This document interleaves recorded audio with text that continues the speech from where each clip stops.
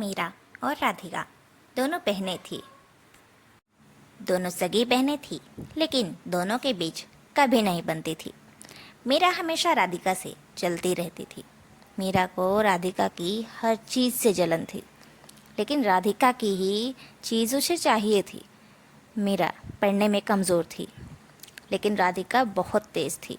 हर परीक्षा में मीरा ने राधिका की कॉपी करके परीक्षा पास करती है और फिर भी उसकी कदर नहीं करती। राधिका बहुत सीधी सादी भोली भाली लड़की थी।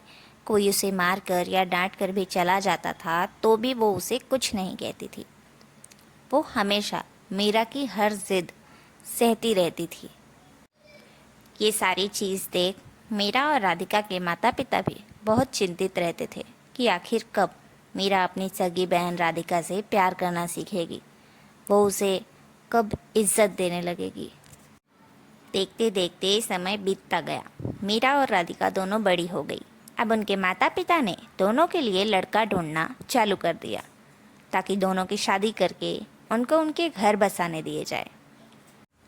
मीरा को देखने के लिए लड़के वाले आए, लेकिन उन्हें मीरा पसंद नहीं आई, क्योंकि वो बहुत ही मुंहफट थी।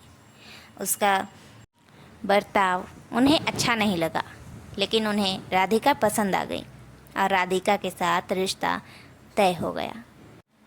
ये बात मीरा को अच्छी नहीं लगी कि लड़के वाले उसे देखने आए और राधिका को पसंद करके चले गए। उसे इस बात से बहुत जलन हुई।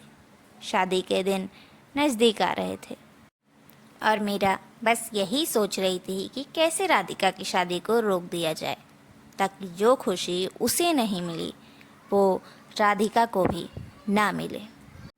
मीरा के खुरापाती दिमाग में ये आइडिया आया कि वो मीरा की जगह पर जाकर मंडप में खुद बैठ जाएगी और शादी कर लेगी। इससे मीरा खुश हो जाएगी और राधिका की खुशियाँ भी छीन पाएगी। उसने अपने प्लान को अंजाम देने के लिए कोशिश की। वो राधिका के कमरे में गई और राधिका को बेहोश करके उसके कपड़े खुद पहनने की कोशिश की, ताकि वो दुल्हन बन सके। लेकिन इस बार राधिका चुप नहीं रही। जैसे ही मीरा ने उसके कपड़े उससे छीनने की कोशिश की, राधिका ने मीरा को एक ज़ोर का थप्पड़ लगाया और उसे उसकी गलती का एहसास कराने की कोशिश की। ये सब क्या है मीरा?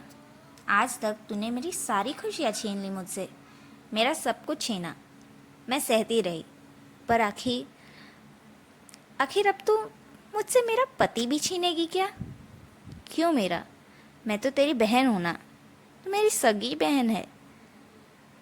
फिर तू मेरे साथ ऐसा क्यों कर रही है?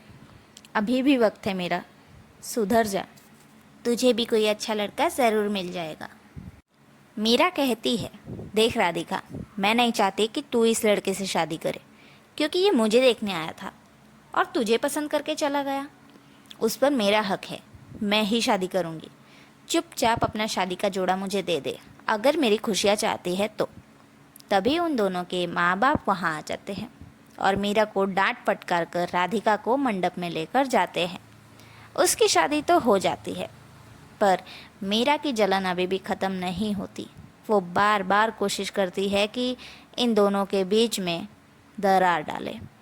उसकी हरकतें इतनी बदतमीज़ी वाली हो गई थी कि उसके माँ बाप को मजबूरन उसे जल्दी जल्दी ज़बरदस्ती शादी करके घर से निकालना पड़ा। शादी के बाद भी उसका यही रवैया था। अपनी जलन के कारण वो वहाँ भी खुश नहीं थी। लेकिन राधिका अपने ससुराल में अपने अच्छे व्यवहार के कारण बहुत खुश थी। सब लोग उसे बहुत प्यार करते थे। कुछ साल बीत गए जब मीरा को भी उसके पति ने, उसके ससुराल वालों ने, यहाँ तक कि उसके माँ बाप ने भी प्यार करना बंद कर दिया। तब जाकर उसे उसकी गलती का एहसास हुआ कि उसे किसी से भी जलन नहीं करनी चाहिए थी। आखिरकार उसे ये समझ में आ ही गया कि राधिका कितनी अच्छी है और उसके लिए कितना सोचती है। तब उसने जाकर राधिका से, अपने माँ बाप से और अपने ससुराल वालों से भी माफ़ी मांगी और फिर उसने अपनी जलन को हमेशा हमेशा के लिए ख़त्म कर दिया।